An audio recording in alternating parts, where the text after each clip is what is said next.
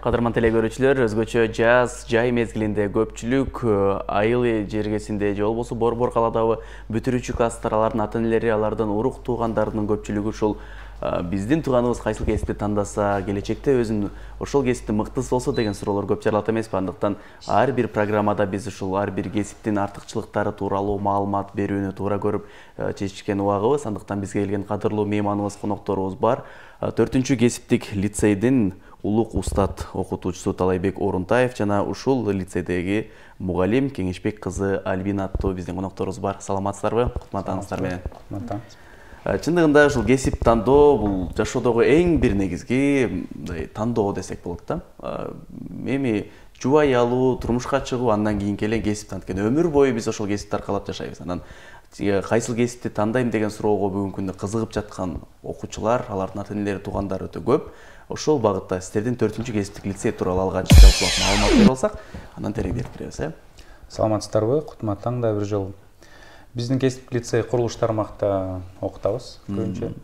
Электрогазосварщик, сантехник, штукатурмаляр, веб-дизайнер ушундай кесипте окутабыз. Бизде жалпысынан 450 окуучу окутабыз. Жылда ошо 250 окуучу кабыл алабыз. Азыр эми талапка ылайык ошол кесиптин ээси болсоң, жашоодо кыйла жеңил болот да. Чындыгында мисалы акыркы мезгилдерде мындай кесиптик лицейлердин баасы артты десек болот. Кызыккандар көп, анткени азыр дипломдун эмес кесиптин ээси бол деген түшүнүк калыптанып калбады коомчулукта. Жанан сиздер багытта да мисалы мурунку салыштырмалуу тенденция өссө керек, бүгүнкү күндө кызыккандар көп. Азыр дүйнө жүзүндө баягы дефицит болот да, рабочий кадр, колу билген кыйын усталар жокко эсе болуп калды. Анан мисалы чет жерде ала турган болсок, Европада да демографический спад деп профессионалдар жетишпей, азыр талап өтө чоң болуп атат. Анан көбүнчөсү мисалы убагында жогорку билим алып, окуп алып, анан кийин жумуш таппай, Европада жакшы жумуш чыгып калып, анан кайра бизге келип, кыска мөөнөттө окуп, жаңы кесиптин ээси болуп алып, анан кетип атышат да. Эң сонун Альбина айым, сиз кайсыл сабактан сабак бересиз? Мен кыргыз тили жана адабиятынан сабак берем. Кыргыз тили мугалимин. Канча жыл болуп калды мектепте? Мен лицейде иштегениме 3-жыл болду. 3 жылдын жүзү болду. Бул лицейдин мындай артыкчылыктарын, мындай тилчи катары айтып берсеңиздер, кандай бир башкалардан өзгөчөлүктөрү бар лицейдин? Лицейдин артыкчылыктары негизинен көп, аябай. Мен билишимче лицейлердин эң алдыңкысы деп айта алам. Алдыңкы лицейлердин бири. Андан тышкары бизде чет жакты бүтүрүп келген мугалимдер сабак берет. Германияны ошол эле, мисалы улук устат Талайбек агайыбыз Германияны бүтүрүп келген. Андан тышкары кесиптик билим берүүнүн 10 мыктысы бар. Андан тышкары бизде технологияда абдан өнүккөн. Жакшы технология менен сабак бере алабыз. Артыкчылыктары абдан көп. Эң сонун. Кесиптик лицейлердин мисалы бир өзгөчөлүгү катары ошол окууну бүткөнчө дипломдун ээси эмес, кол билип калып жаат дейт го, практика жүзүндө жакшы деп. Анан практика жааты сиздерде кандай? Бизде азыр көбүнчө окуу программаны 80% практикалык түрдө, анан 20% теория катарында өтөбүз. Себеби дегенде эң негизги приоритетте бул кесипте колу билиш керек. Ошон үчүн бизде жабдуулар бар. Устаканаларыбыздагы жаңы талапка ылайык оборудованиялар менен камсыздалган. Ошон үчүн көбүнчө практикадан тышкары дуалдык метод деп коет. Бул көбүнчө убактысын ошол мекемеде, мисалы курулуш компаниясында өткөрүп, анан кийин бизде окушат да, практиканы ошол жактан өтөт. Анан кийин жанагы 20% теорияны биздин кесиптик лицейдин. Жакшы. Демек келишимдер бар экен да? Келишимдер бар. Биздин партнерлорубуз бар, курулуш компаниялары, мебелдин цехтер, сварочный цехтер. Ошолор менен тыгыз байланышта болуп, анан шартка ылайык биз окуу программаны түзүп атканда дагы сөзсүз түрдө ошол партнерлорубуз менен советтешип деп коебу, кеңешип анан программаны түзөбүз, талапка ылайык, анан чогуу окутабыз. Ошону дуалдык метод деп коет да. Ал эми негизи эле кесиптик лицейлерге көбүн эсе айыл жергесинен алыс аймактардан келгендер окуйт деп калат эмеспи? Анан сиздер борбор калаада жайгашкан, ошол алыстан келген окуучуларга кандай шарттар каралганбы? Ошол эле жатакана, тамак аш маселелери дегендей. Бизде жатаканабыз бар. Жатаканабызга мисалы тоголок жетимдерге 3 маал ысык тамагы менен, ал эми бардык эле окуучуларыбызга 1 маал ысык тамак камсыздалган. Жатаканабызда бардык шартка ылайык сабак окуган бөлмөсү бар, эс алуучу бөлмөсү бар, жаңы, таза. Ошол жакта атайын тарбиячылар бар. Сабактан кийин дагы көзөмөлдөп туруу үчүн, ар кандай кружоктор бар. Кыскасы билим алыш үчүн, кесиптин ээси болуш үчүн бардык талапка ылайык шарттар бар бизде.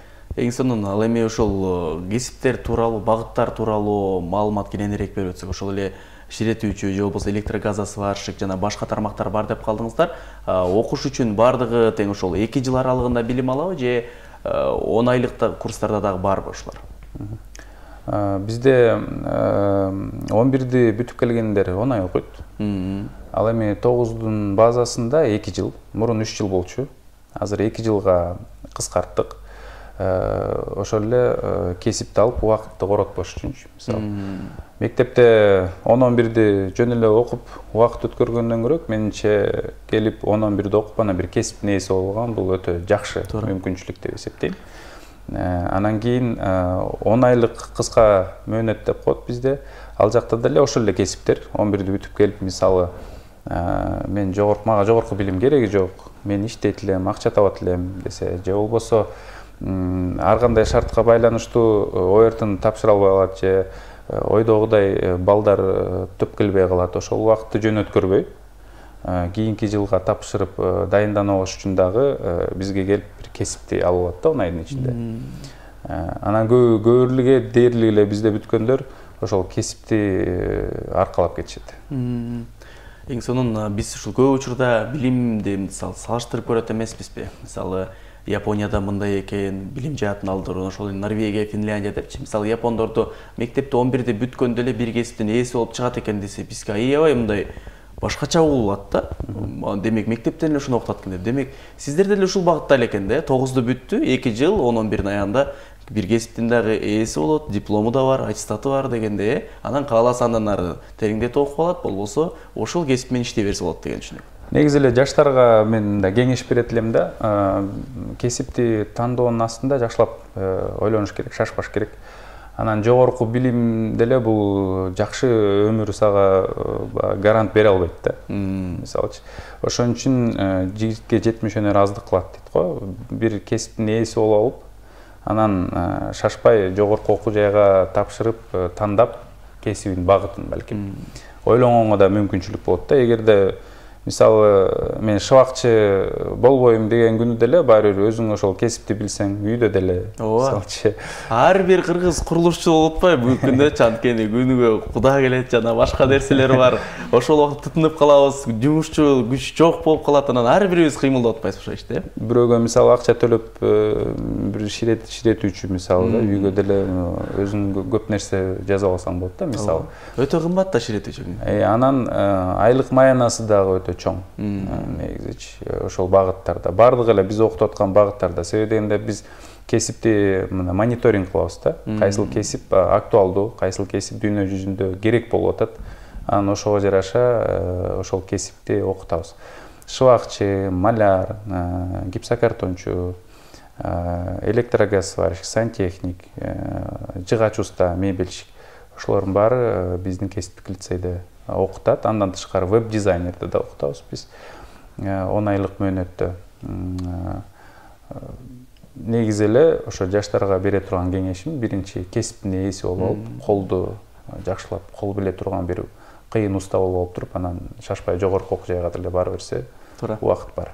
Анткени бирок сиздердин окуу жайда бүткөндөн кийин мисалы жумушчулук деген маселе жок болуш керек, Эгерде жалкоолук эле жок болсо, жумуш ар убакта болот да. Жумуш азыр биз окутуп аткан багытта дүйнө жүзүндө бардык жерде бар дефицит. Бардык жерге барып каалаган учурда жакшы шартта жумушка орношсо болот.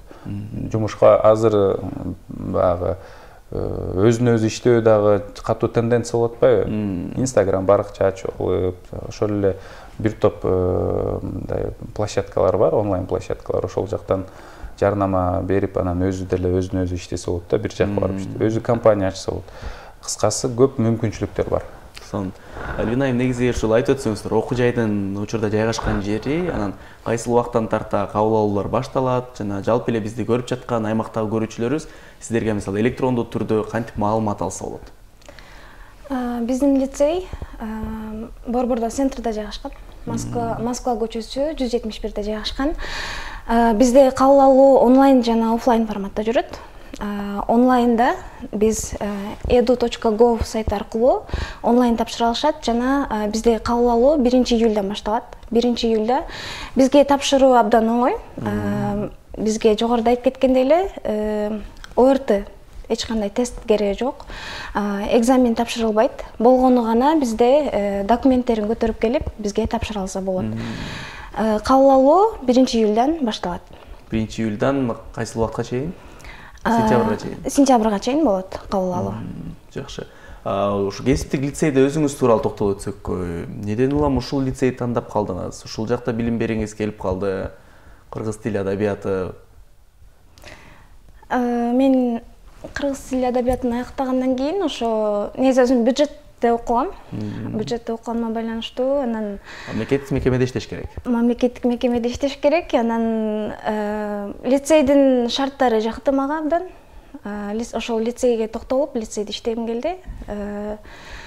Сабак бергениме 3 жыл болду. 3 жылдан бери сабак берип келем.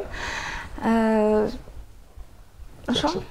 Бюджеттик орунда каладыңызбы негизи? Бул сиздердин лицейде бюджеттик орун барбы негизинен? Анан контракттык канча сомдон башталат?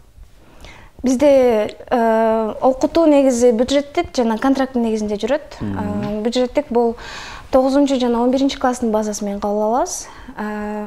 Бюджетте жогоруда айтып кеткендей эле 9 классты 2 жыл окуйт, окуу мөөнөтү 11 класстын базасы менен 10 ай окушат.